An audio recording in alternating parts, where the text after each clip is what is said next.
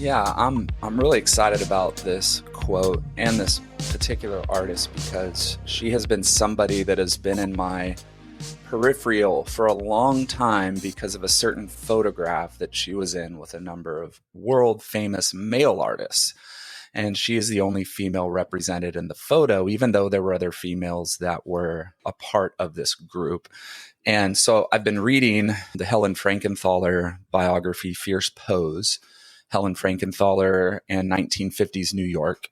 There's a lot of different artists that I've studied regularly in this book, but I love the way that Alexander Nemiroff has really written this story and really kind of piggybacked off of Night Street Women, which is another fabulous, fabulous read. But I came across this quote, might have been 2 weeks ago or a week and a half ago, and it's been on my mind constantly. And the artist's name is Hedda Stern. She's a Romanian-born American artist. And I'm going to read her quote, and then I'm going to go a little deeper into kind of some art history today before you and I discuss the quote, if that's okay with you. I just think, if you know 1950s New York, and you know the abstract expressionist scene, which we've talked about quite a bit, you've seen the picture of the Irascibles, which is a number of the New York school painters with a certain woman standing up on a table in the back of the room, in the back of the photograph, and surrounded by a number of people that we've either talked about their quotes already in this podcast or quotes we will eventually. So this quote she wrote, and this is 1940s, I believe, when she wrote this. She said, "To serve your vision, you have to master your technique. You cannot cheat matter, it shows. You must learn to respect its laws. You are required to use patience, courage, and honesty." And I'll read that again in a minute. I'm going to dive into some art history about Hedda Stern real quick. So Hedda Stern, Romanian-born American artist who, as I shared, was an active member of the New York Art School of Painters. And her work is very associated with abstract expressionism and its birth, but also pre-abstract expression, she was very involved in surrealism and even Dadaism as well. When she was in Romania, she was one of the several young Bucharest artists working in the studio of the Dada co-founder and surrealist painter Marcel Janco. Pretty incredible fact that she was literally working at her younger age in the studio of the co-founder of the Dada movement. Like a lot of artists during World War II that were in Eastern and even Western Europe, there was a mass migration to the US and New York. And she was a part of that migration later on, not early on. And she happened to move to New York and lived right next door to Peggy Guggenheim. Pretty good spot to choose to live.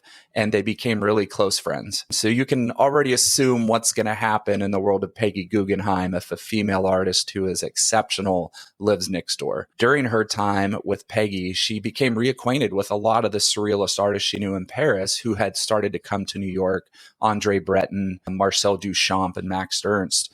And by 1943, she was regularly shown at Peggy Guggenheim's Art of this Century gallery in New York and included in the massive show exhibition by 31 women. So her career, when she hit New York, she hit the ground running with everybody who was somebody at that time because they were a part of Peggy. And number two, when the Betty Parsons Gallery opened in 1947, she was one of the first artists represented by Betty Parsons. So here you have probably the two largest female run and owned galleries and dealers representing Hedda Stern right at the beginning of the 1950s. She was included in just about every show that the New York Art School was in the 40s and 50s. And her contribution to ABEX came in the form, I think you're really going to like this, Nathan, came in the form of her use of commercial spray paint to depict motion and light in her renderings of roads, highways, and cityscapes. So is there an influence of street art, pre-street art by Hedda Stern? I don't know. I don't know if that conversation's been had, but I'm sure there were not that many artists at that time using spray paint in their work. During her time there, she became a key participant in the artist sessions at Studio 35, which is a very, very key group of discussions and conversations about the modern art scene in New York at the time and the aims of the artists. So you have this group of artists who are breaking boundaries and creating new ideas and themes, and they're constantly talking about them together. We talk about the importance of an artist network and a group of artists. This group of artists included Robert Motherwell, Rothko, Barrett Newman, Ad Reinhardt, William de Kooning, Hans Hofmann, Adolf Gottlieb, Louis Bourgeois, David Smith. You get the picture. This is a group of some of the most transformative and really innovative artists in the history of the art world discussing these things. And after a major 2-day session in 1950, 18 painters and 10 sculptors signed an open letter to the president of MoMA to protest aesthetically conservative group exhibition juries because they were not being allowed in. And at that time, MoMA was like, you're not it. We're going to stick with the traditional. So they penned this letter as an open rejection of MoMA. So imagine even that impact, right? Here you are climbing the ladder and you're to the largest museum in New York and one in the world saying, we reject you. After this letter comes out, Time Magazine does an article on it and dubs the group the Irascible 18 and attacked the artists for the distortion of fact and that they had a contempt for modern painting. So then, the Herald Tribune actually published the Irascible 18. Life magazine covered the protest and included a photograph of 15 of the letters, 28 signees, including Ernst, Barrett Newman, James Brooks, Rothko. If you've seen the black and white image online, it's a very famous painting. I mean, you've got Clifford Still and Jackson Pollock and all these guys, Ad Reinhardt, Gottlieb, de Kooning, all sitting in suits, looking tough, got their machismo on. And then there's a woman standing at the back, and it's Hedda Stern. She's the only woman. She showed up late for the photo shoot, which I think is hilarious, but she's the only woman in that photo. And later in her career, she actually had a quote where she said, "I'm known more for that damn photo than for 80 years of my artwork." A little bit of history on Hedda that I think is very, very important because she's one of the most influential female artists in the history of artwork. And we just don't hear too much about her unless you're studying it. And I wasn't even familiar with her to an extent other. I knew who she was in the picture. I had seen maybe one of her pieces, two of her pieces before. And as I hit this quote in the book, I did a deep dive after that point. And I am wowed by her work. I mean, it is incredible just moving from surrealism and then into abstract expressionism and then figuring out the mediums and the things she's doing.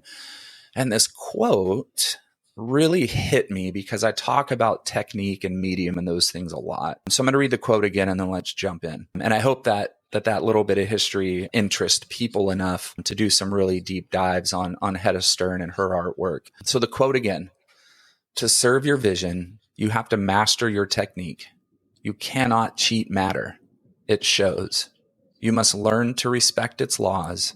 You are required to use patience, courage, and honesty." Throwing you this quote and going, "Hey, Hedda Stern, here's a quote about mastering technique."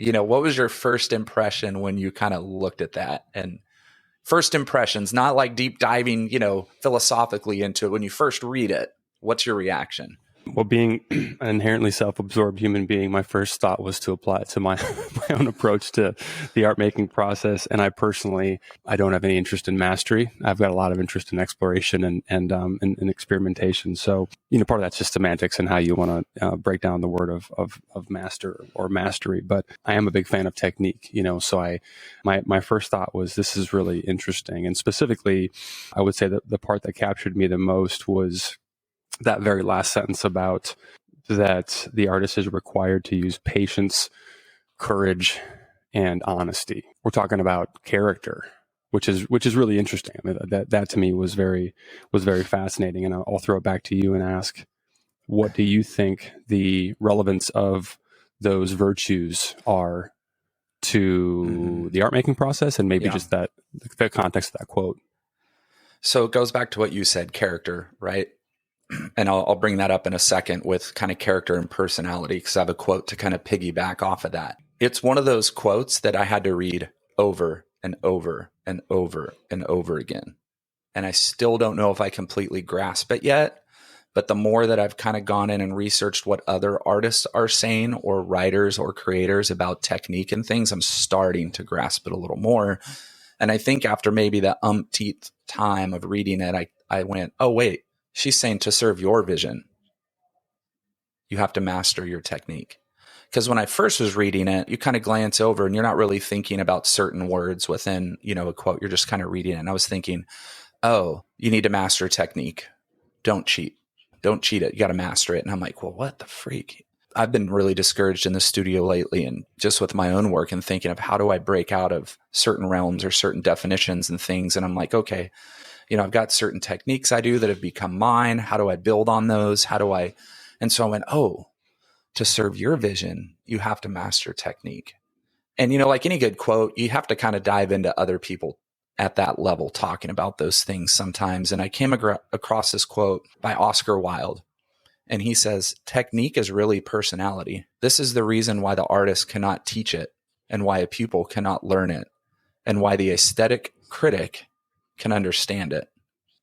So technique is really personality. It's you in the piece. The technique that comes, it's what you are, what your voice is, how you are creating the work, right, is the technique.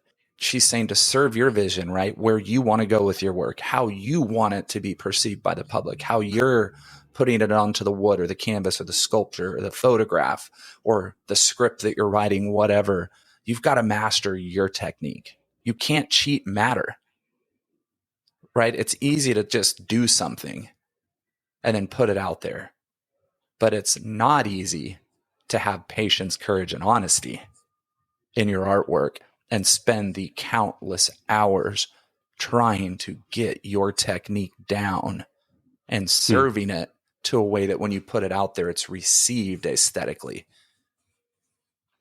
Yeah, it's funny when you said that, rereading that first sentence, she uses the word your twice, your vision, your technique. Yes. Right. I think and so there's a lot of emphasis there. Yeah. A lot. Yeah. I mean, I think about whatever the opposite of mastery would be. I think that especially when you consider the idea of, not cheating matter, a vision is more than just, a happy accident that happens to look neat. Right. And so when I think about mastering your technique to serve your vision, it's a matter of repetition and just spending a lot of time with whatever it is that you're trying to do so that you can communicate whatever your vision might be in a consistent and at least replicatable fashion to really mine, that vision and really explore those ideas to communicate them properly. I was just looking up quotes about mastery because this is a word, it's an idea I think about a lot. And there's a lot of different sort of, I suppose, interpretations of what, mastery really means. But this one jumped out at me, Michelangelo. If people knew how hard I worked to get my mastery, it wouldn't seem so wonderful at all. Yep. I've got that one down as well. Yeah. Oh, do you? Yeah. Yeah. I think that's to me just very encouraging, as an artist, in that whether it be Michelangelo, Hedda Stern, or any of the other amazing artists of the past and present, nobody comes by that mastery easily. Nobody comes by that mastery without a ton of work and a lot of just repetition. And, one thing that I think about when it comes to technique is the importance of just paying attention and making note of what works and what doesn't. I don't know why this example is coming to mind, but, our oldest daughter is a competitive fast pitch player, softball, and she's a pitcher.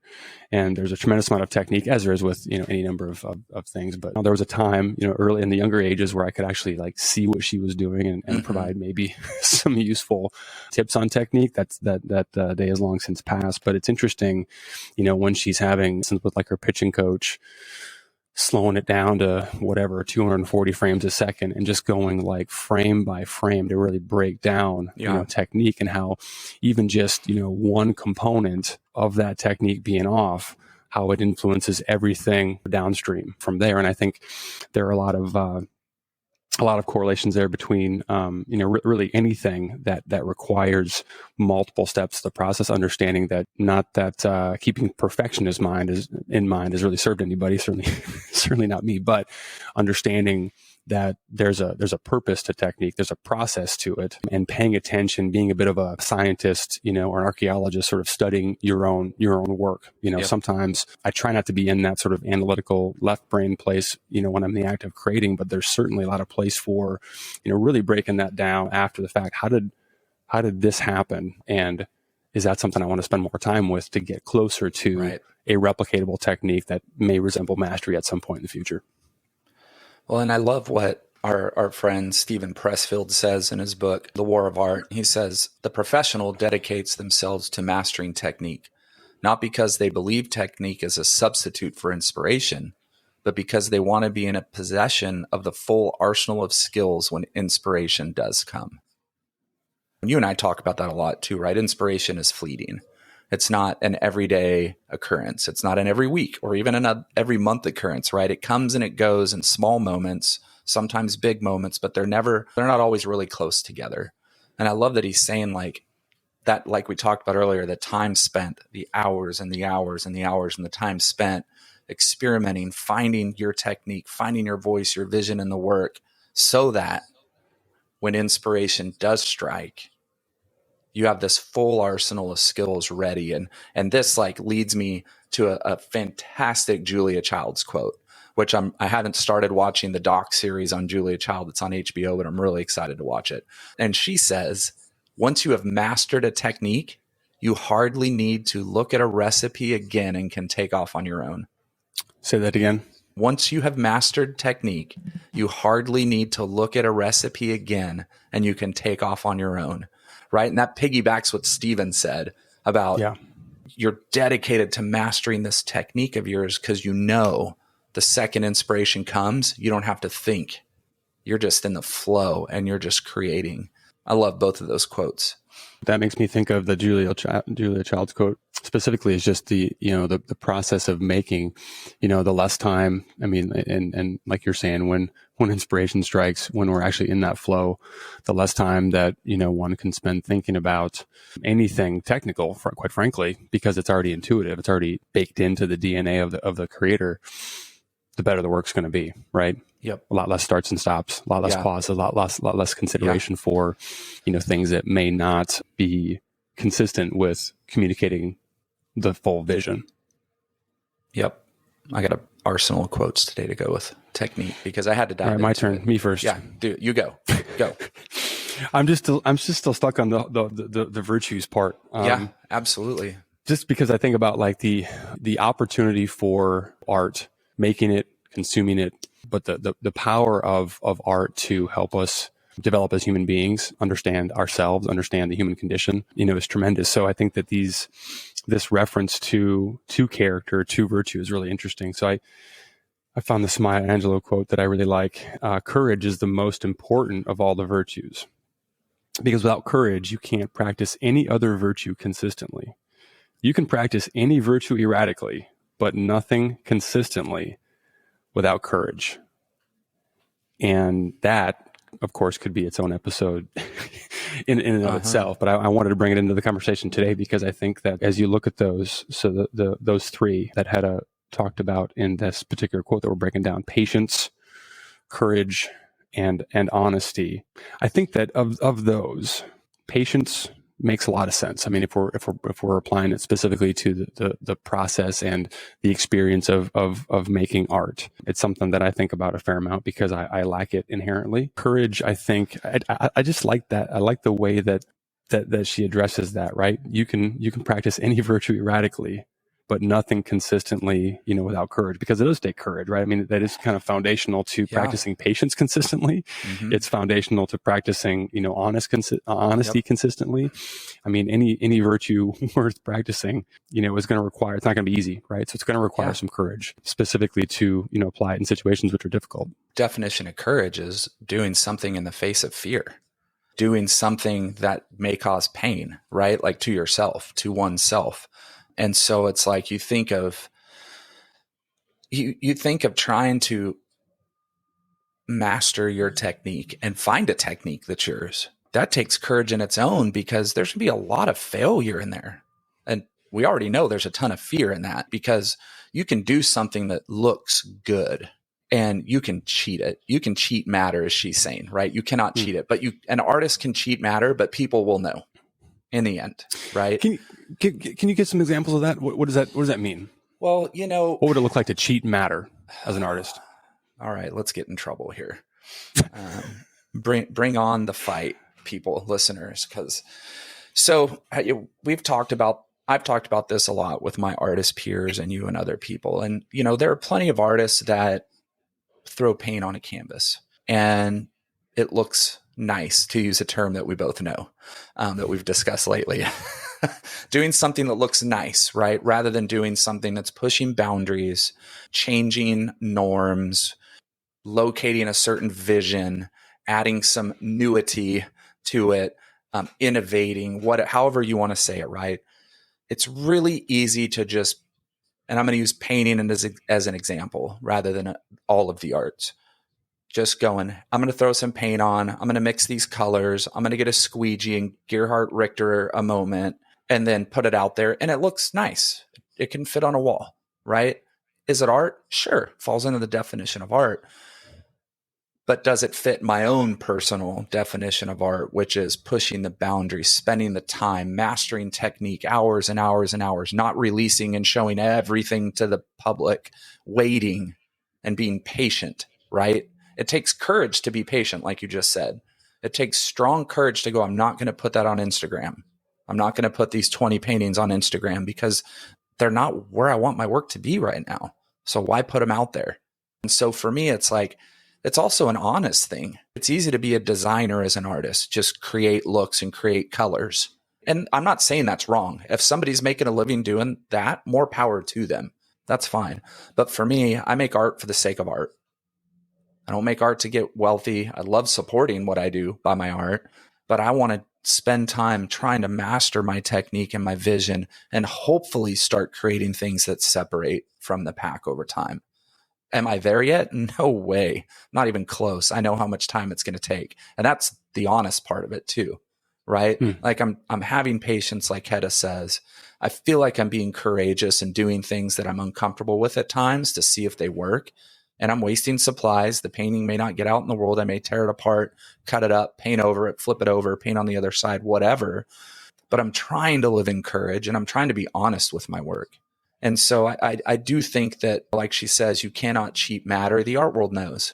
Curators know if you're cheating the system. Art dealers know. Gallery owners know. They'll look at it and go, nope, like that. That's too much this. That's too much her. That's too much him. That's somebody else's work. Or they can tell. They don't really care. They're just going through the motions. They're not mastering anything. They're just going through the motions. I don't know, that's probably going to make a few people mad out there, including friends of mine too, that maybe I've had this conversation with in the past. But it's like, do what you want to do at the end of the day. And I'm fine with people that are doing whatever they want to do, but I'm in it for art. And that's not a sexy thing. That's not a glamorous thing. But I'm in it for art's sake. I want to continue to grow and develop until I'm 90 years old and change and experiment and find my vision and my voice, because I want the viewer to feel something. I want the viewer to feel truth and honesty and emotion when they see the work on the wall. It's really easy to walk into a room and walk right by art.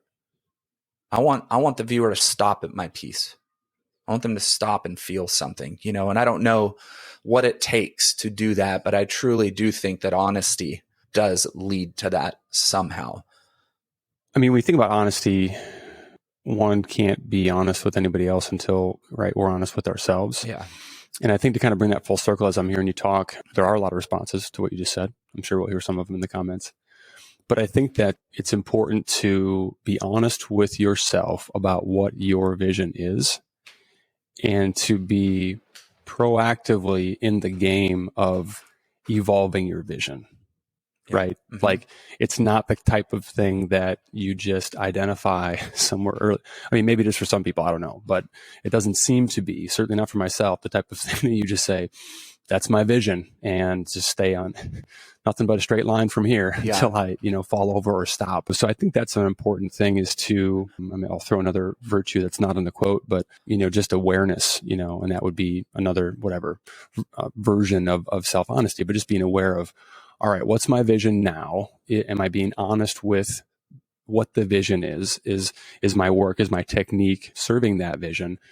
But also being open to exploration of how that vision should naturally evolve over time, right? And that's Yeah. the whole point of patience. Yep. Being in the game, getting in the reps, doing the thing enough to be able to have a sense of, what is honest and true to you and what isn't.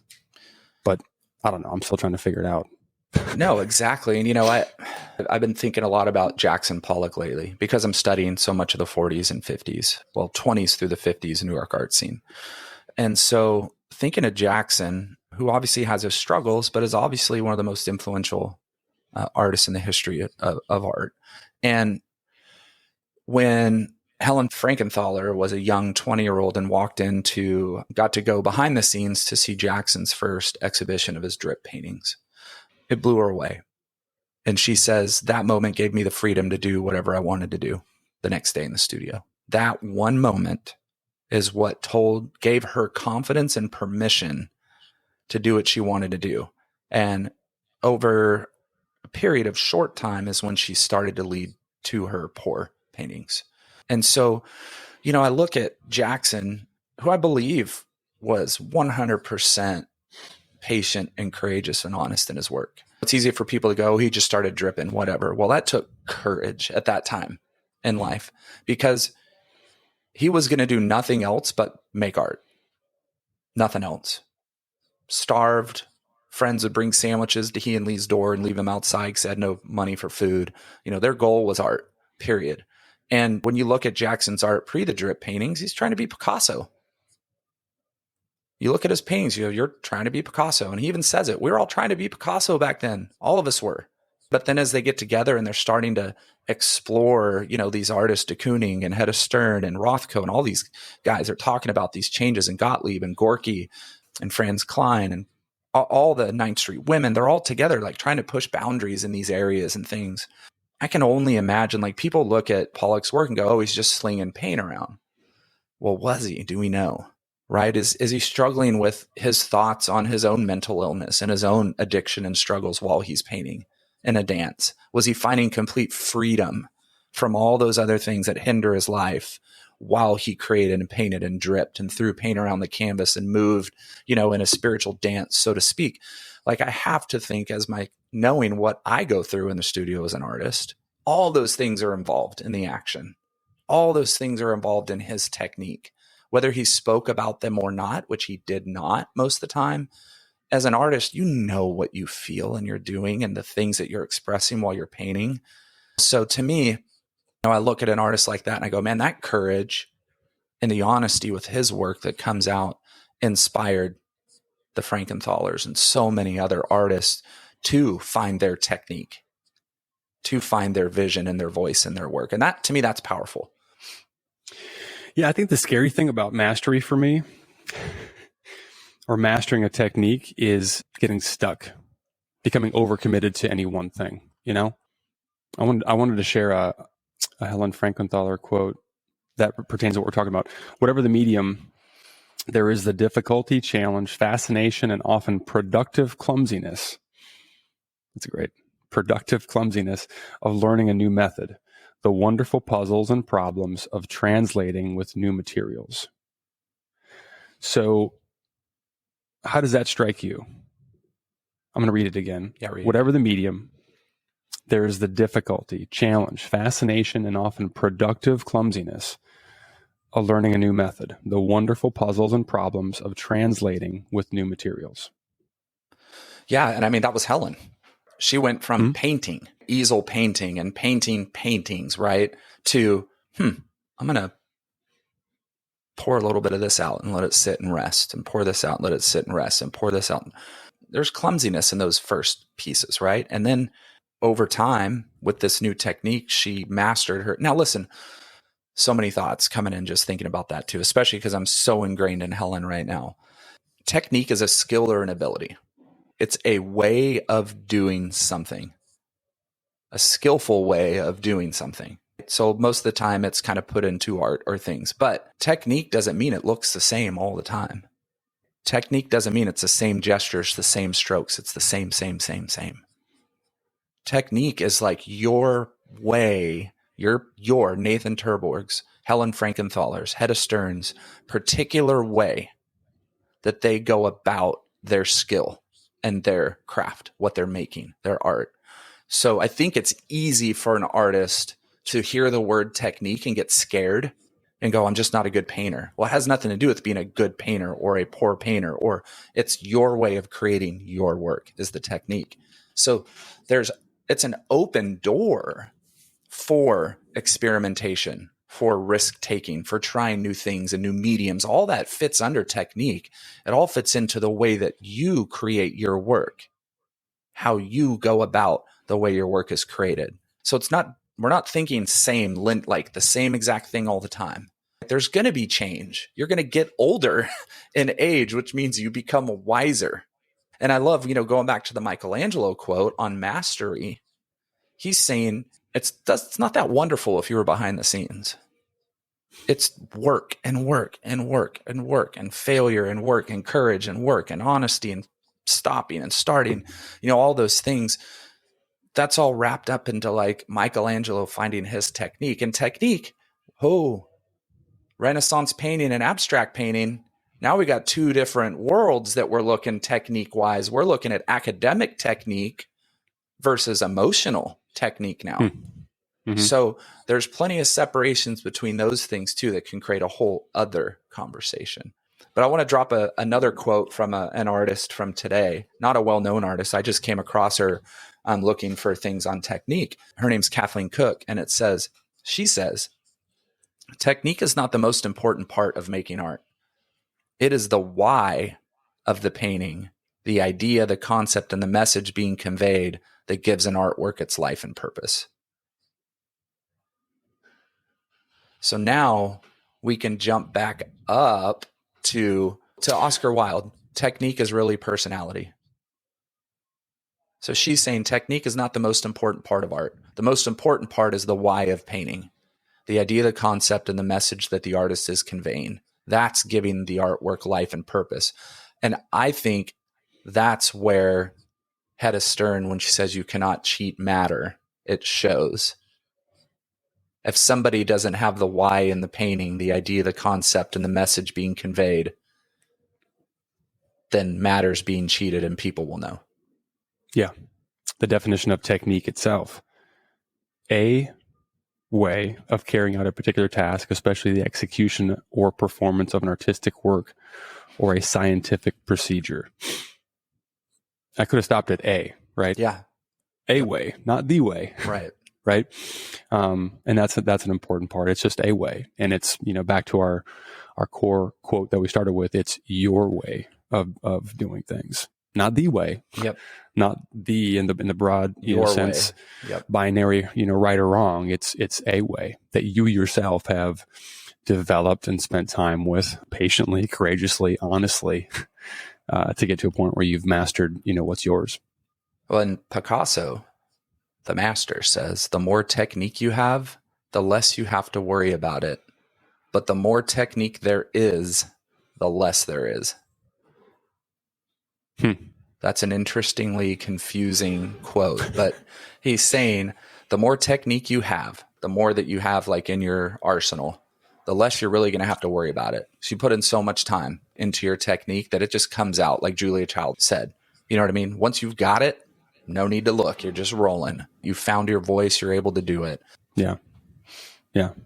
And that's hard as a young artist. So let's piggyback this to beginning artists, to the younger, not in age, but in time with painting, the younger beginning artist to just emerging artists. Technique can be frightening. It can be a very frightening thing because I hear this over and over again. I just want to find my voice. Just trying to find my voice.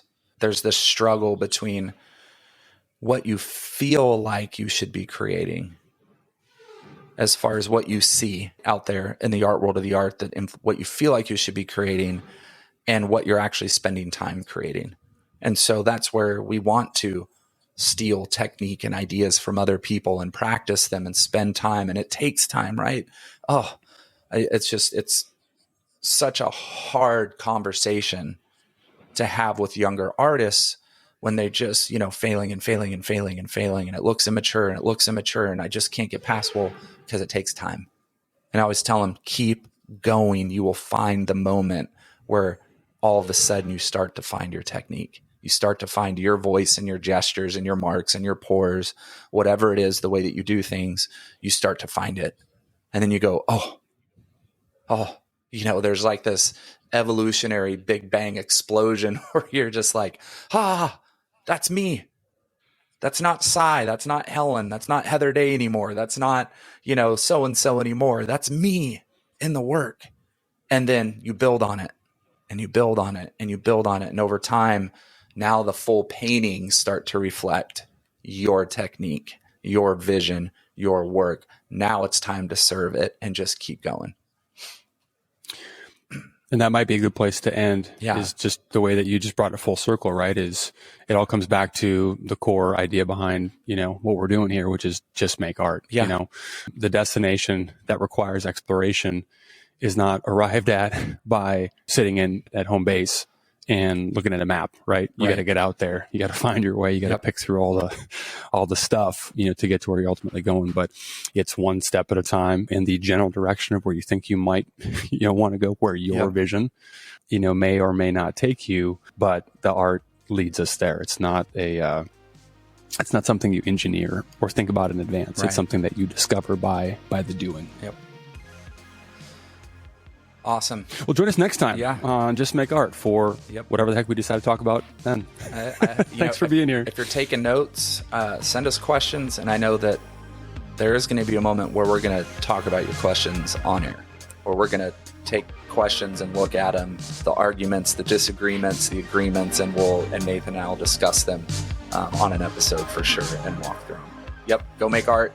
We'll see you next time.